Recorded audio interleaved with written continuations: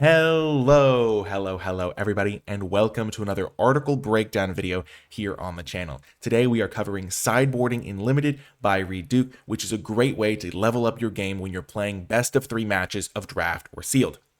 This includes your local FNM, this includes any Arena Open tournaments you're playing on Arena, or even just a traditional draft you're playing on Arena. These formats where you get access to a sideboard and you can change your deck between games. This video will cover an awesome article that breaks down the fundamentals you need to know when doing this. Reid Duke, if you've never heard of him, is a fantastic player. He is in the Magic the Gathering Hall of Fame thanks to an incredible career where he has won a Pro Tour, he's top-8'd multiple other Pro Tours, top-8'd World Championships, won Grand Prix. He's a fantastic player and a fantastic teacher of Magic the Gathering. So we're going to be going through his article today. It did come out in 2015, so we're going to be explaining his examples and helping you make sure you can understand them in a modern day context, and hopefully giving the article some more exposure for folks who have never heard of it. So without further ado, let's dive on in. Sideboarding in Limited by Reid Duke. In some ways, limited Magic feels like the purest form of the game. Given its lower power level relative to Constructed, games are often closer and less frequently decided by a single card, combination, or big turn. In games like these, small advantages really add up, and it's crucial to use every tool at your disposal. An important one, and one that's often underappreciated, is the sideboard. You can use your sideboard in Limited to achieve any of the same effects that you can in Constructed. However, I'd like to emphasize a couple that are particularly important, and this just links to an article he wrote about sideboarding in general, which I have covered in another article breakdown already posted on my channel. Perfecting your answers. The most useful sideboard cards in Limited are your borderline removal spells. Premium removal spells like Murderous Cut and Suspension Field will be in your main deck anyway, so Murderous Cut is 4 and a black to destroy target creature with Delve at instant speed, and Suspension Field is an enchantment-based removal spell, 1 and a white. When it enters the battlefield, you may exile target creature with toughness 3 or greater until it leaves the battlefield. So, premium removal spells. But some removal spells are borderline in terms of their power level. Think of expensive ones like Bring Low or Rite of the Serpent, or because they're very specific in what they can kill, such as Windstorm or Naturalize. So Bring Low is just a 4-mana deal 3 spell, but it can deal a little bit of extra damage if a creature has a counter on it, so kind of an inefficient removal spell. Even back then, it wasn't the most efficient for 4-mana deal 3. 4-mana deal 5 would be a lot more efficient, but a lot of the times it was just a 4-mana deal 3, and then Rite of the Serpent was inefficient because it was 6 mana, so 4 black. So even back then, 6 mana for a sorcery speed kill spell was also quite expensive. So these kind of narrow marginal removal spells that you're not happy playing. So these days, they don't print cards that are quite as weak as Rite of the Serpent usually, but if you just imagine a card that's like 6 mana sorcery speed kill something, or 6 mana in general to kill something, that's quite a lot of mana these days. Similarly, Bring Low, 4-mana deal 3, these kind of inefficient removal spells. And then Windstorm is a removal spell that deals only damage to flyers, so you'll deal X damage to each creature with flying. Naturalize only deals with artifacts or enchantments. They don't print these cards as often these days. Usually your cards have a little bit more modality because some of them are a little bit more designed for best of 1 Limited on Arena. So they want to make sure you can put the card in your main deck, but these are cards that you would generally consider sideboard type effects. So there are still cards like this. Barrage of Boulders, so that is 3 mana to deal 1 damage to each creature you don't control, and if you have a creature with power 4 or greater, the creatures can't block this turn. Barrage of Boulders is a card that you may or may not choose to put in your main deck based on its ability to prevent your opponent from blocking. However, imagine that in game 1, your opponent casts a Hordling Outburst, which is a card that makes a bunch of 1/1s, morphs a Ponyback Brigade, which is another card that makes a bunch of 1/1s, and casts a handful more 1-toughness creatures. Suddenly, Barrage of Boulders becomes a great card that you most certainly want to bring in off the sideboard. Similarly, you wouldn't think of Windstorm as being a stellar card in Khans of Tarkir Limited, so Windstorm is the one that kills the flyers as we discussed. However, it's capable of killing a number of extremely troublesome creatures, including what might be the single most powerful card in the format, Wingmate Rock. So this is Wingmate Rock, 3 white for a 3/4 flyer, and then it has Raid, so it enters the battlefield. If you attack with a creature this turn, you get an extra 3/4 bird. So it's 2 3/4 birds for 5 mana, and then when it attacks, you gain 1 life for each attacking creature. And while, 5 mana for 2 3/4s might not seem like the most powerful thing ever. Back then, that card was really, really messed up. A 3/4 flyer was a huge creature, and yeah, these things are these guys were really scary. So just keep that in mind. This is like the best card in the format, so you can kind of scale all the other cards you're looking at based on that kind of. But yeah, Wingmate Rock. So basically, if you want to have an answer to the Wingmate Rock, then bringing in a sideboard card for that is going to be effective potentially. Along those lines, the most important skill in limited sideboarding is finding weaker cards that can trade for stronger cards. You won't always have as many rares as your opponents do in sealed deck and booster draft, and if you want a chance to win even when the packs are stacked against you, you need to be able to use your more everyday tools effectively. So these are just a few of the cards he's about to discuss. Despise is a card that can make them discard a creature or planeswalker. Disdainful Stroke counters expensive spells. Rakshasa's Secret makes them discard 2 cards. Stubborn Denial can counter non-creature spells. Despise isn't super effective when you're taking away an Alpine Grizzly, which is just a 3-mana 4/2, or a Sage-Eyed Harrier, which is like a morph creature that was pretty bad. However, it might be one of your only ways to beat an opponent who draws Sark on the Dragon Speaker, which is a powerful planeswalker, or Zurgo Helm Smasher, which was a powerful multicolored mythic rare. Similarly, Disdainful Stroke, so the counter spells, Cancel, which is another counter spell, just 1 blue counter target spell, and Stubborn Denial offer a game plan for beating the Dune Blast or Crater's Claws that might otherwise destroy you. So Dune Blast is just one-sided wrath, pretty much, like you choose one of your creatures and like kill all the other ones. And then Crater's Claws is just like a big X damage spell, so that can like deal a bunch of damage to a player, potentially. Any card that can answer a bomb, even if it's an inefficient or indirect way, is useful and limited. They're the cards that you'll most often look to during sideboarding. And just, yeah, so and if you have Ferocious, it does a little bit of extra damage, just so I cover it more completely. But yeah, just think, basically, these narrow answers are cards you can sideboard in once you know what your opponent has, because if you know they have an expensive spell that you're going to want to counter, or multiple, or you know that they have a big creature or multiple that you're going to want to get rid of, these sorts of narrow answers start to become more appealing once you know what's in your opponent's deck, whereas you don't necessarily want to main deck them, because if your opponent doesn't have those cards, you might have a risk having a dead card in your deck, whereas now you know that they have at least something that you'll want to counter, or things like that. Slow matchups and fast matchups. In Limited, you typically want to build a balanced deck. You want cards capable of playing both offense and defense, and you want creatures spread out across the mana curve. One reason for this is that you simply don't know ahead of time how fast your opponent's deck will be, and you want to be well prepared for everything. However, after sideboarding, you have the ability to gear your deck more for the matchup you're facing. In Khans Limited, I take great pains to always include at least 3 creatures that cost less than 3 mana in my deck. So Khans, if you didn't know this, was a very slow format by modern standards especially. So in Khans of Tarkir, if you didn't do anything for the first couple of turns, in a lot of matchup you'd be totally fine. And so having 3 creatures that cost less than 3 mana, these days you're going to get run over a lot of the time. If you don't have creatures that cost less than 3 mana, you need to be doing stuff affecting the board. But back then you would totally be fine if you had only a few creatures that cost less than 3 mana in a lot of the matchups, which is what he's saying here, is that in a lot of matchups that's fine, and in the matchups where it's not good, he can shift things around. This is because when I play against a fast deck, I want to be able to trade creatures early and avoid falling too far behind. However, once I see that my opponent is playing a slower deck and is incapable of beating me with a quick creature rush, I can choose to throw my policy out the window. I might get greedy and sideboard out my cheap creatures for more expensive ones that will be better in a long game.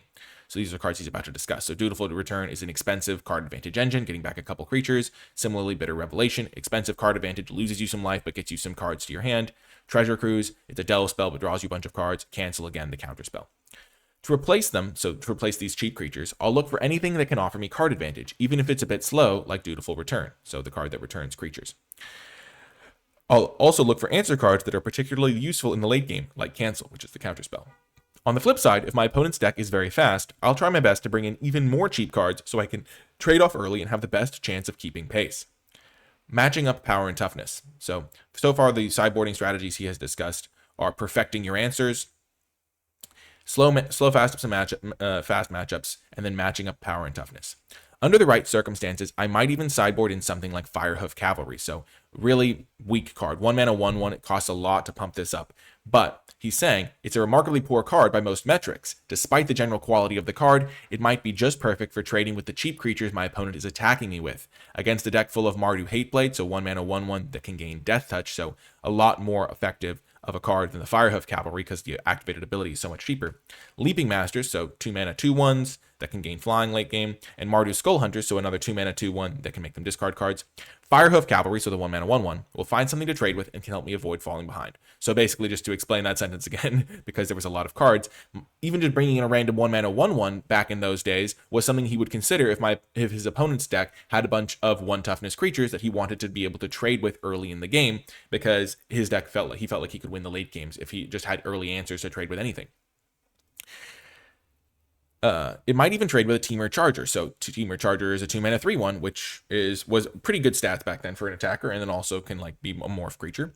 It doesn't matter that Temur Charger is an uncommon and Firehoof Cavalry is a common. It doesn't matter that Temur Charger is a strong card that someone might take highly in a draft. All that matters is that Firehoof Cavalry has 1 power and Temur Charger has 1 toughness. Matching up the right powers against the right toughnesses and the right toughnesses against the right powers will give you a huge advantage. It's something you should pay close attention to and be constantly looking for opportunities for. Imagine you're playing an Abzan deck and you're undecided on the 40th card in your deck. Well, if your opponent has Mardu Skull Hunters, you want Jeskai Student. So again, the 2/1s, you want your 1/3 creatures. If he or she has Hooting Mandrills, so a 4/4 creature, which has Trample and Delve, you want Archer's Parapet, so a 2-mana 0/5 that has some extra abilities.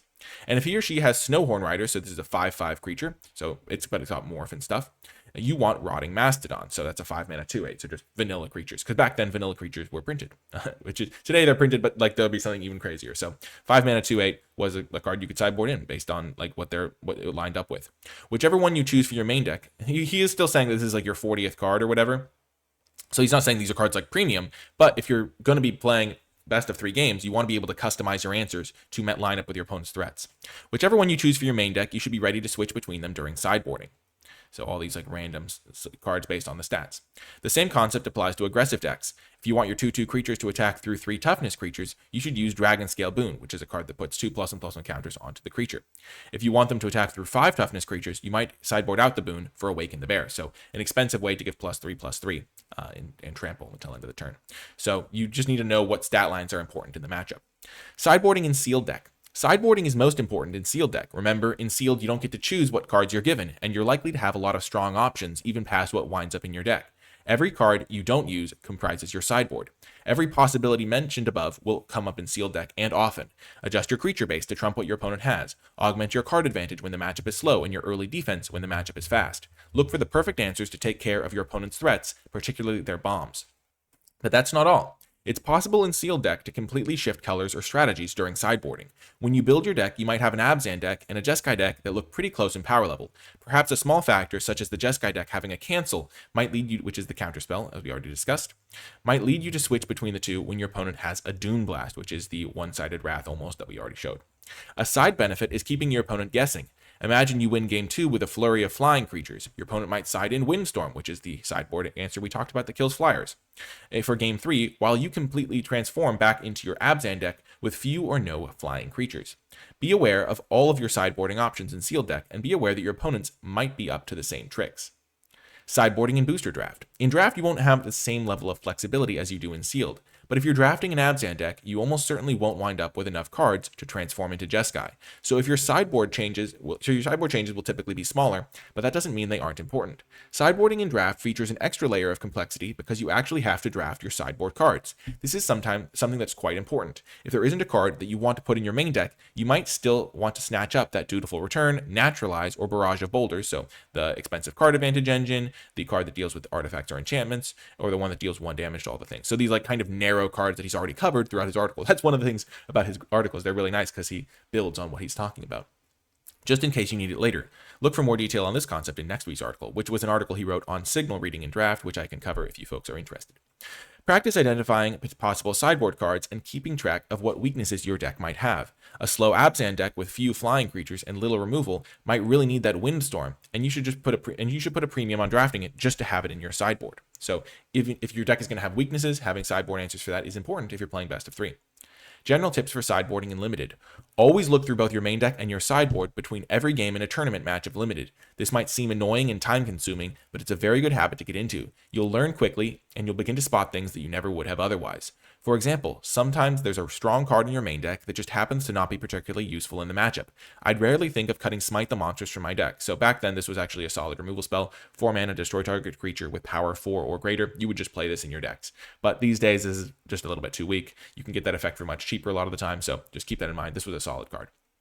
But if I've played 2 long games without seeing any 4 toughness creatures, he means 4 power creatures, because this is power 4 or greater, it's not toughness 4 or greater, then it's correct to do so. Other times you'll stumble upon a gem in your sideboard if you look really closely. Hey, maybe I can use this Molting Snakeskin, so just a card that can let you regenerate your creature, so it's generally pretty bad because it puts an aura on your creature and it's expensive to regenerate, but if you need it to save a creature from Dune Blast, then that might be something you consider sideboarding in.